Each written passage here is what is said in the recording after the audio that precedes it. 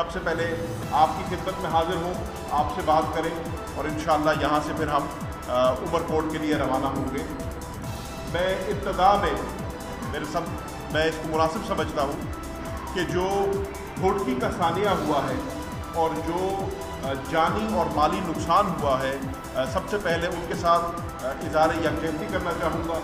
اور جو لواحقین ہیں سانحہ گھوٹکی کے ان کے ساتھ بھی اظہار یکجہتی کرنا چاہوں گا۔ اللہ تعالیٰ انہیں صبر جمیل عطا فرمائے۔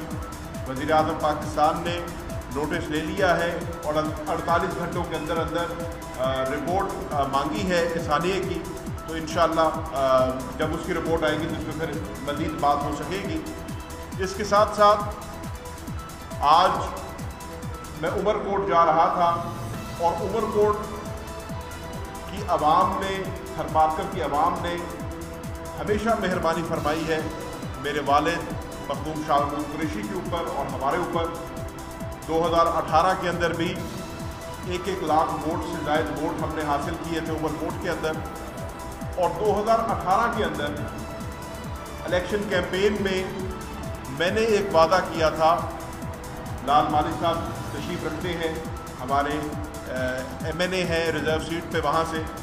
اور ہم نے وعدہ کیا تھا عمر کوٹ کے عوام کے ساتھ کہ اللہ تعالیٰ نے انشاءاللہ اگر موقع دیا تو ان کا ایک بڑا درینہ مطالبہ تھا سپورٹس گراؤنڈز کا، اور پاکستان تحریک انصاف کے منشور کا حصہ تھا کہ جہاں اگر ہماری حکومت آئی تو ہم پاکستان کی یوتھ کو، پاکستان کے نوجوان کو ایسے مواقع فراہم کریں گے جہاں سپورٹس کا فروغ ہو سکے۔ تو اپنے لیڈر وزیر اعظم پاکستان عمران خان کے ویژن کو مد نظر رکھتے ہوئے ہم نے ان سے وعدہ کیا، اور مجھے بڑی خوشی ہے کہ آج ہم ان میں سے ایک وعدے کو پائے تکمیل تک پہنچانے جا رہے ہیں، اس کو عملی جامہ پہنانے جا رہے ہیں، اور ہم عمر کوٹ میں غوثیہ اسٹیڈیم کا افتتاح کرنے جا رہے ہیں، جو بنیادی مقصد ہے آج کی ہماری ٹرپ کا۔ اس کے ساتھ ساتھ دیگر بھی ڈیولپمنٹ کے پروجیکٹس ہیں وہاں پر جو ہو رہے ہیں اور ہوتے رہیں گے، میں ان کی تفصیل میں نہیں جاؤں گا، بات بہت لمبی ہو جائے گی، لیکن جو ہمارا ایک فرض بنتا تھا بالخصوص چھاچروں، تھرمارکر اور عمر کوٹ کی عوام کے ساتھ، جو انہوں نے محبت دی، جو انہوں نے تعاون کیا، مجھے بڑی خوشی ہے کہ ہم اپنا اس میں کردار ادا کر رہے ہیں۔ مخدوم شاہ محمود قریشی صاحب، جے پرکاش صاحب، لال مالی صاحب، اور ہم کوشش کر رہے ہیں کہ ہم اپنے کیے ہوئے وعدوں پر پورا اتر سکیں۔ میں اس کے ساتھ ساتھ یہ بھی کہتا چلوں، کیونکہ بطور پارلیمانی سیکرٹری فائنانس میری ذمہ داری بھی بنتی ہے، اور بجٹ سیشن بھی شروع ہو گیا ہے، 11 تاریخ کو بجٹ بھی پیش ہونا ہے، تو آپ کے علم میں ہے کہ جب یہ حکومت ماض وجود میں آئی، اس ملک کی معیشت کا جو حال تھا وہ کسی سے ڈھکا چھپا نہیں ہے۔ 20 ارب کا کرنٹ اکاؤنٹ خسارہ تھا ہمارے فورن ریزرو جو ہیں آل ٹائم لو پہ آ چکے تھے، 7 بلین سے بھی نیچے آ چکے تھے، روپی جو ہے ہمارا فری فال میں تھا، اور معیشت جو ہے اپنی آخری سانسیں لے رہی تھی۔ لیکن پاکستان تحریک انصاف کی جب حکومت آئی، ہم نے اپنے پچھلے 3 بجٹس کے اندر اسٹیبلائزیشن میکنزمز کا استعمال کرتے ہوئے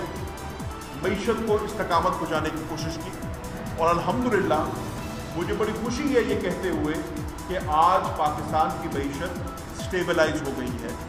اور آپ نے دیکھا کہ 3.94% کی گروتھ کے ساتھ، جو کہ کسی کی بھی وہم و گمان میں نہیں تھا، تصور میں نہیں تھا، جہاں IMF اور ورلڈ بینک 1.5% کی گروتھ بتاتی تھی، جہاں اسٹیٹ بینک آف پاکستان 2 سے 2.5% کی گروتھ بتاتا تھا، وہاں ہم نے 3.94 تقریباً 4% کی گروتھ جو ہے اچیو کر کے میرے سمجھنے میں ایک بہت بڑا مارکہ مارا ہے۔ اس 3.94% کی گروتھ کے پیچھے 2-3 بنیادی وجوہات ہیں۔ سب سے پہلی وجہ یہ آپ کے علم میں ہے کہ ایک پینڈیمک ہونے کے باوجود، کرونا کے آنے کے باوجود، جہاں عالمی دنیا کے اندر نیگیٹو گروتھ ہو رہی تھی، جہاں آپ کے جو ہمسائے ممالک ہیں وہاں پہ ڈبل ڈجٹ نیگیٹو گروتھ ہے، جو کہ بہت بڑی معیشت سمجھی جاتی ہے دنیا کی، وہاں آپ نے پازیٹیو گروتھ کیسے دی؟ تو اس میں پاکستان کا سروس سیکٹر اس پینڈیمک کے اندر बहुत अच्छा परफॉर्म किया है उसने। इसी तरीके से जो हमारी लार्ज स्केल मैन्युफैक्चरिंग है उसने बहुत अच्छा परफॉर्म किया है। आज पाकिस्तान के अंदर 17 सालों के बाद जो टेक्सटाइल इंडस्ट्री है वो 100% कैपेसिटी पे चल रही है। आज पाकिस्तान के अंदर जो कि इंडस्ट्री बिल्कुल बैठ गई थी वो 6, 8 कहीं पे 9 महीनों के फॉरवर्ड ऑर्डर्स के ऊपर काम कर रही है। इतना अल्हम्दुलिल्लाह हमें काम मिला है। और जो तीसरा सबसे अहम सेक्टर है जिसने आउट परफॉर्म किया है वो एग्रीकल्चर सेक्टर है। आज पाकिस्तान में जो हमारे 3 मेजर क्रॉप्स हैं जिसमें कनक की फसल आ जाती है, जिसमें मकई की फसल आ जाती है और चावल की फसल आ जाती है, उन पे हमारे बम्पर क्रॉप्स हुए हैं। 27.3 मिलियन मेट्रिक टन की हमारी वीट प्रोडक्शन हुई है जो कि पाकिस्तान की तारीख की सबसे बड़ी वीट प्रोडक्शन है। और इसकी वजह से हमारी इकॉनमी को स्टेबलाइजेशन भी मिली है, हमें ग्रोथ भी मिली है। और उसी 3.94% की ग्रोथ को मद्देनज़र रखते हुए इंशाअल्लाह आने वाले बजट में हमने 5% का टारगेट रखा है कि इंशाअल्लाह इस आने वाले बजट में जो हम रिलीफ मेजर्स देंगे और जो हम अब जो फाइनेंस मिनिस्टर साहब इंक्लूसिव और सस्टेनेबल ग्रोथ की बात कर रहे हैं, एक ऐसी ग्रोथ जो इंक्लूसिव भी है और जो देर पा हो सकती है, उसको मद्देनज़र रखते हुए इंशाअल्लाह हमने 5% का टारगेट जो है वो इसके लिए रखा है। इसी के साथ साथ आपके इल्म में है कि पाकिस्तान तहरीक-ए-इंसाफ की हुकूमत ने एहसास प्रोग्राम रोल आउट किया था जो कि पाकिस्तान की तारीख का सबसे बड़ा सोशल नेटवर्क प्रोग्राम है, जिसमें 1,40,00,000 घरानों से ज़ायद घरों में आप डायरेक्ट कैश डिस्बर्समेंट दे रहे हैं। और अगर आप मेरे से पूछें तो मेरे समझने में इस पूरे कोरोना के पैंडेमिक के अंदर जिस चीज़ ने हमें बचाया है, जिस चीज़ ने हमें हमारी मईशत को बचाया है, वो ये एहसास प्रोग्राम है। और वक्ती जो कैश डिस्बर्समेंट उन घरों में गया जो दिहाड़ीदार थे या जिनका कारोबार बहुत ज़्यादा मुतासर हुआ था पेंडेमिक की वजह से, उससे उनको रिलीफ मिला। और हुकूमत ने जो एक फ़ैसला किया, आपके इल्म में है पाकिस्तान में एक बहुत बड़ी डिबेट थी कि क्या मुल्क में